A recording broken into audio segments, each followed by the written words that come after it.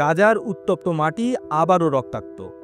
সোমবার সন্ধ্যায় ফিলিস্তিনের অবরুদ্ধ গাজা উপত্যকার উত্তরাঞ্চলে ট্যাঙ্ক বিস্ফোরণে নিহত হয়েছেন দখলদার ইসরায়েলের ৩ সেনা। আহত হয়েছেন আরও একজন, যিনি এখন মৃত্যুর সঙ্গে পাঞ্জা লড়ছেন। ইসরায়েলি প্রতিরক্ষা বাহিনী IDF জানিয়েছে নিহতরা হলেন staff sergeant Shoham Menahem, sergeant Shlomo Yakir Strem এবং সার্জেন্ট ইউলি ফাক্টর। প্রথম দিকে ইসরায়েল দাবি করেছিল হামাসের যোদ্ধারা হয়তো তাদের ট্যাঙ্কের উপর গ্রেনেড নিক্ষেপ করেছে, কিন্তু পরবর্তীতে তারা নিজেরাই জানায় বিস্ফোরণটি ঘটে থাকতে পারে ট্যাঙ্কের উপরে রাখা ত্রুটিপূর্ণ সেলের কারণে। IDF বর্তমানে ঘটনার প্রকৃত কারণ নিরূপণে তদন্ত চালিয়ে যাচ্ছে। তবে এখানেই থেমে থাকছে না ইসরায়েলি সামরিক ব্যবস্থার জটিলতা। একই দিন সিরিয়ার অধিকৃত গোলান মালভূমির একটি সামরিক ঘাঁটিতে আত্মহত্যা করেছেন এক ইসরায়েলি সেনা সদস্য।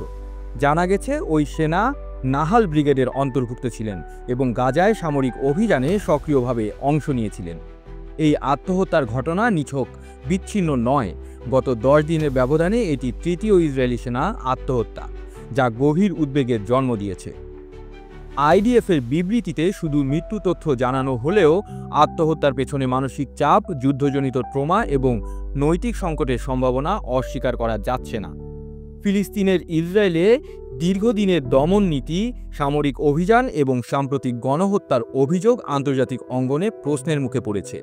এই প্রেক্ষাপটে সেনাদের মৃত্যুর ঘটনা এবং আত্মহত্যাগুলো সামরিক কাঠামোর ভেতরকার মানসিক সংকটকেই উন্মোচন করছে। বিশ্লেষকরা বলছেন ট্যাঙ্ক বিস্ফোরণের মতো ঘটনা কেবলমাত্র প্রযুক্তিগত ত্রুটি নয়, বরং এটিকে এক জটিল ও বিপজ্জনক সামরিক অব্যবস্থাপনার ফলাফল বলেই দেখা হচ্ছে। প্রশ্ন উঠছে, যেখানে এত উন্নত প্রযুক্তি সেখানে এমন ত্রুটিপূর্ণ সেল কিভাবে ব্যবহৃত হয়?